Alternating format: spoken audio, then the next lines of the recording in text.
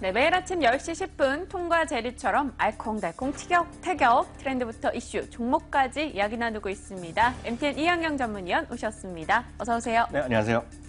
네, 오늘 저희 어떤 이야기로 서로 물고 뜯고 해볼까요? 오늘 그런 정도가 아니라 오늘 네. 대통령께서 지금 중국에 가시잖아요. 그리고 오늘 뭐 전승절 행사 사상 최대 규모로 한다니까. 난리죠. 네, 네. 그러니까 오늘 그런 얘기, 중국과 관련된 얘기 한번 한번 이번에 경제 사절단 규모가 뭐 역대 최대다 이러면서 상당한 기대감을 모으고 있는데요. 네. 어느 정도죠? 그러니까 사상 최대 규모로 이제 거기 160몇 명이 네. 가고요. 다들 바쁘게들 각자들 네. 일하고 있을 텐데요. 특히 이제 어저께 같은 경우에는 우리 그 시진핑 그 국가 주석이랑요, 그리고 그 리커창 총리랑 결국 정상회담을 잇따라서 했잖아요. 그래서 이제 시진핑 주석은 국가 정치라든가 네. 전반적인 얘기, 남북 문제 얘기하는 거고요. 리커창은 이제 국무원 총리니까 경제 문제 이쪽에 대해서 집중적으로 일단 얘기한 것으로 일단 알려지고 있습니다. 네, 이번에는 많이들 기대하는 게 이 한중 FTA가 조기 발효될 것이다. 네네. 이 기대감이 있던데 네. 이 사실상 가능한 겁니까?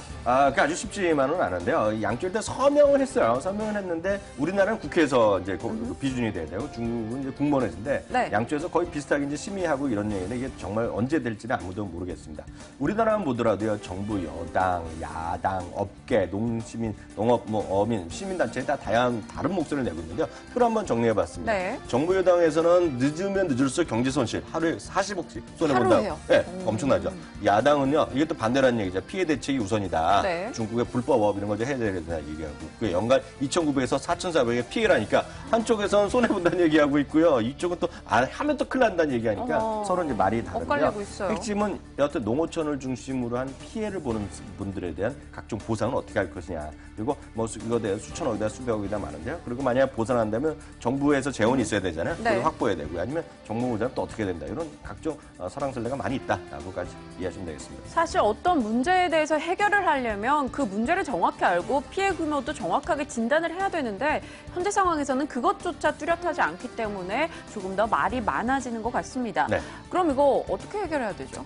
결국은 시간이 되면 다 해결될 수밖에 없는 거죠. 중국이랑 하고 하는데 결국은 이게 할 수밖에 없다는 시대적 조류거는 분명한데요. 네. 일단 보면 앞서 말씀드렸다시피 피해 보상을 하기 위해서 재원이 있어야 되는데 나라에서 하기에 한계가 있으니까 지금 일부 언론 보도에 따르면 대기업들 상대로 이제 얘기가 나오는 거예요. 그래서 그동안 한중뿐만 아니라 FTA를 통해서 돈 번 사람들이 대기업이거든요. 네. 대기업을 통해서 자발적으로 기금을 내라 하는 것을 의사를 타진하니까 이미 벌써 보도에 따르면 현대차 그룹 같은 경우는 좋습니다. 긍정적으로 화답을 했다는 거거든요. 네. 근데 이게 보면 경영진에서 뭐 그럴 수 있고 오너 입장에서 그렇지만 이게 외국인이라든가요.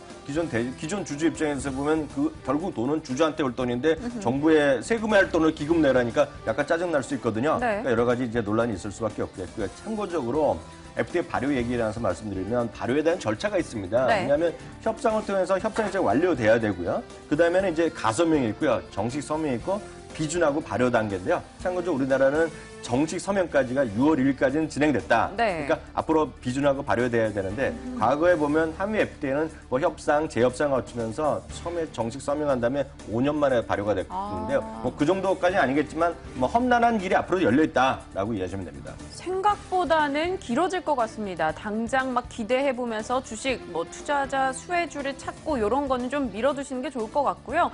자, 그렇다면 이 이슈를 살짝 떼놓고 볼게요. 그 밖에 이번에 박근혜 대통령의 방중에 어떤 초점을 맞추면 좋을까요? 그러니까 이제 정치적 이슈는 저희가 무시하겠고요. 청와대에서 이미 경제 분야의 3가지 원칙을 발표했는데 여기에 답이 다 있다 이렇게 말씀드립니다. 로봇, 보건의료, 문화, 환경, 금융, 인프라 이런 것들은 신산업 분야의 협력을 다변화하겠다는 게 핵심이 되겠고요. 네. 기존의 AIB를 통한 아시아 인프라 투자를 통해 1대1로 구체적 인프라 이런 거 하겠고요. 양국 금융시장 안정화 이런 거 들어가는 말이기 때문에 이 첫 문장에 다 답이 들어있다라고 이해하시면 되죠. 근데 그럼 이런 거를 잘 봐야 되잖아요. 네네. 좀 자세하게 한번 얘기 좀 해주세요. 그러니까 로봇 같은 경우 오늘 전승절 행사에서도요. 각종 무인 항공, 무인 폭격기 이런 거 보여준다는 얘기를 하고 있거든요. 네. 미래의 최대로 급보상을 섹터로의 인식을 같이 갖고 있다는 걸 꼭 이해하셔야 되겠고요. 보건기업 의료는 한국의 의료 기준의 수출이라든가 각종 의료 장비 이런 쪽 그리고 우리나라 국제 의료진의 그런 개발 문화는 당연하겠죠. 문화 콘텐츠에 대한 공동 투자 등이 들어있고요. 네. 환경은 요즘 딱 어떻게 느끼시는지 모르겠지만 박민희 앵커도 요즘 하늘이 맑죠. 좀 괜찮아요. 네. 물론 가을이라서 맑은 게 있는데요. 여기 상당한 문제가 중국에서 지금 전승절 앞두고 아주 가까운 동네는 뭐 한 달, 일주일 전이었고 먼 동네 핵심적인 거는 한 달째 좀 공장을 안 돌리는 데가 많거든요. 그래서 맑아진 하늘이거든요. 2년 전에 미셸 오바마가 갔을 때도 일주일 동안 그 공장 안 돌린 적이 있어요. 네. 그렇기 때문에 그게 그만큼 중요하기 때문에 대한민국 정부에서는 우리나라 피해 당사자잖아요. 대기 오염 등의 이슈. 그래서 여기에 투자를 많이 해라는 요구를 하고 있는 거고요. 금융의 핀테크 분야는 중국이 앞서 있습니다. 네. 그러니까 우리도 서로 같이 하면서 우리도 배워야 될 거고요. 인프라는 뭐 당연히 안 되죠. 1대1로 프로젝트. 그러니까 네. 이거에 답이 다 있다. 주시장도 여기서 설명이 될 수밖에 없다. 이해하시면 되겠죠. 네. 그렇다면 우리 시청자 여러분들 뭔가 느끼시는 게 있을 겁니다. 이 각 분야, 저희가 분명 이항영이 딱 이거에서 한 번씩은 다 얘기했던 거예요. 보시다시피 로봇 얼마 전에 저희 이야기했었고요. 또 문화 콘텐츠는 자주 얘기하는 단골이고요. 또 핀테크 관련주도 얘기를 해봤죠. 1대1로, 사실 연초에 1대1로 하면서 저희가 엄청 얘기를 많이 했었는데 네. 그만큼 저희가 앞서가고 있다는 거잖아요. 자, 그럼 이제 관심주 골라주시죠. 이게 이렇게 보셔야 되겠는데요. 하나 추가적으로 말씀드린 거가 네. 어저께 시청자분들 보신 분들은 역시 이 방송이 잘했다라고 얘기하실 텐데요. 어저께 리커창 총리의 회담하면서 리커창 총리가 네. 우리나라 박근혜 대통령 앞에서 딱 약속한 발음입니다. 뭐를요? 제가 그대로 그냥 워딩 그대로 해드리는데요. 한국산 김치 한국산. 수입 문제에 대해서는 수입 위생 조건 발효 절차 진행을 가속화해서 곧 좋은 소식을 전해드리겠습니다라고 딱 얘기했어요. 저희 이번에 K푸드 했잖아요. 바로 그저께 했잖아요. K푸드 얘기했잖아요. 그러니까 이거 뭐냐면 김치라든가요. 각종 신선식품의 수출 확대 가능성이 있거든요. 네. 엊그저께 말씀드린 K푸드에 대한 관심 여러분들 꼭 갖고 가셔야 되겠습니다. 네, 알겠습니다. 자, 이번에 또 유난히도 기대가 되는 건 사실 많은 경제인들, 대기업 회장님들도 같이 갔다라는 게 이번에 뭔가 좀 되지 않을까 이런 기대가 모으던데요. 맞죠. 정경련 GS 허창 주회장, 네. 금호그룹의 아시아나협조의 박상구 회장, 현대그룹의 현정은 회장, 그리고 아모레프시픽 서경배 회장 등의 대기업 회장이 갔고요. 보다 더 많은 것은 중소기업이 82명 포함해서 156명 역대 많이 갔거든요. 여기는 이제 또 나오는 것이 첫 번째는 식품입니다.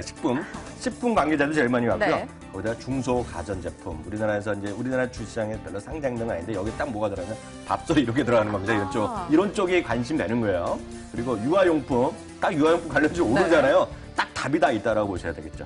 좋습니다. 그렇다면 이항영 의원님이 답을 조금 더 추려줬으면 좋겠어요. 저희가 이슈도 얘기했고 어떤 기업이 나가 있는지도 얘기를 했는데 네. 종목으로 한번 들어가 보죠. 오늘 그냥 네 기업을 제가 딱 장기적으로 보실 네 만한 개나요? 네, 네. 오늘 탑픽을 말씀드리겠는데요.